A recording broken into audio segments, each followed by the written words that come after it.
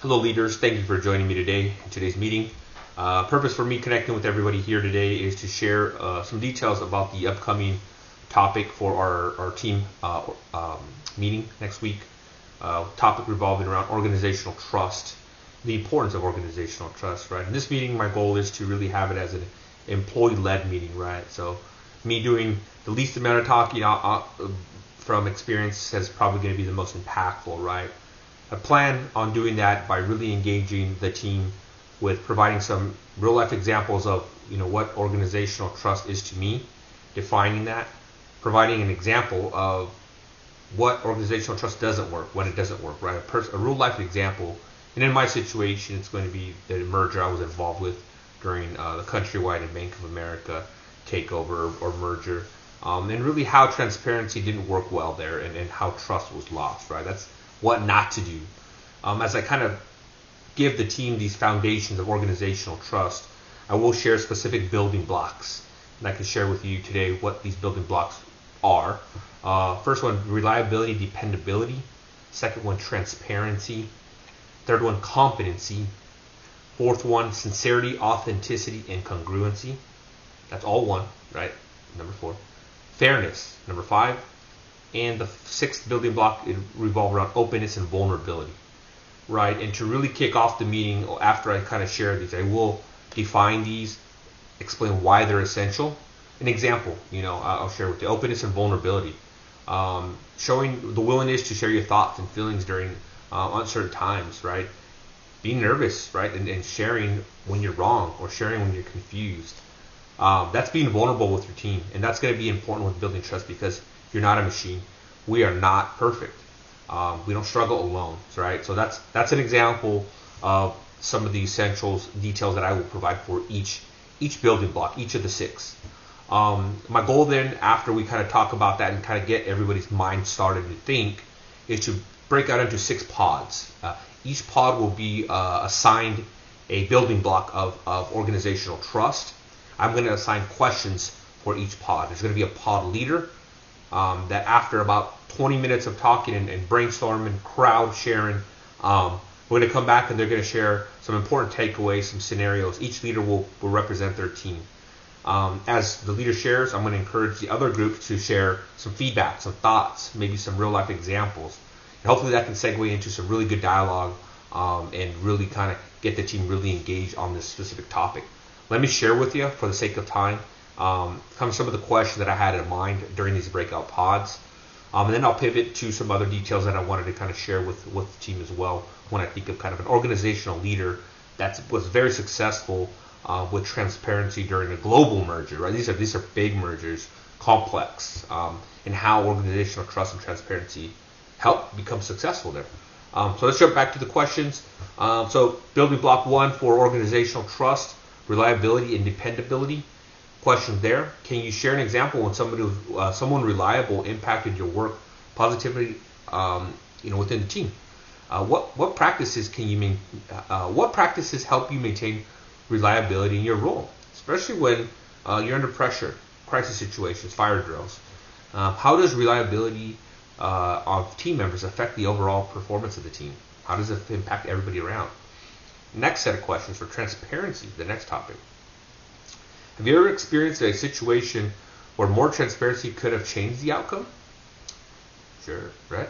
What are some challenges you faced being transparent with colleagues, team members, and your leaders? How can leaders improve transparency within our team, within the organization? Competency. Can you think of a time when someone's competency greatly increased your trust in them? How did it work? Tell us why.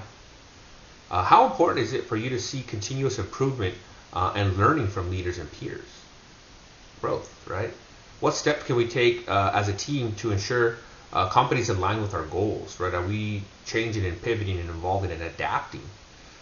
Sincerity, authenticity, and congruency. How do you feel you perceive a lack of authenticity in communication? How is that perceived, right? Can you share a situation where sincerity from a colleague or leader made a difference in your trust level? How does that impact you, sincere or not?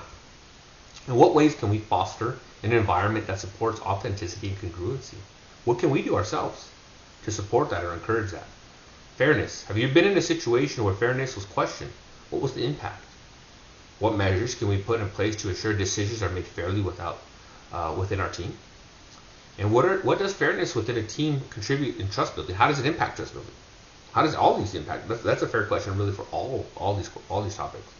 Openness and vulnerability. Can you describe a moment where showing vulnerability led to positive outcomes at work? What are some barriers to showing vulnerability at work? How do we overcome them? Think of emotional intelligence. It's going to be great. Emotional intelligence, I think, is a great topic to talk about when we think of vulnerability, right? How can we create a safe space and encourage openness and vulnerability? I think it starts from the top, right? Great question to dive into. These are going to be our pod questions. Goal here is to really promote engagement within these topics, bring it back, share a lot of dialogue, close it out with some closing thoughts within the team, some feedback. I have one last scenario I wanted to share that kind of shares how trust positively impacts an organization. I had a personal experience with a recent organization, actually the current one I'm working with, you all here on the call, all right? And wanted to share some positive things that I had during the onboarding, right? And how transparency really impacted that. Let me pivot to some details of a leader that I thought really handled a global merger. And this is a big global merger, right? When we think of mergers, we hear about a lot of them, most recently banks, right? You're always hearing that. But globally, there's been some big mergers. And one that comes to mind was a merger between Disney, Pixar, and Marvel. Disney merging with and really being the head of Pixar and Marvel. Not losing those names though, right? They didn't get swallowed up. Really working together and working synonymously with each other.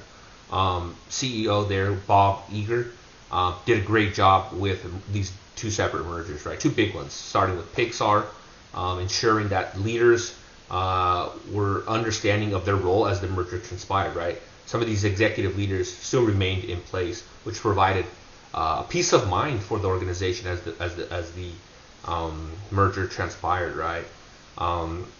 Autonomy, providing transparency around autonomy with the teams with the Pixar, right? Really ensured that their creativity, their thought process, some of the processes that were working positive for them, really were still implemented, right? We didn't want to lose that.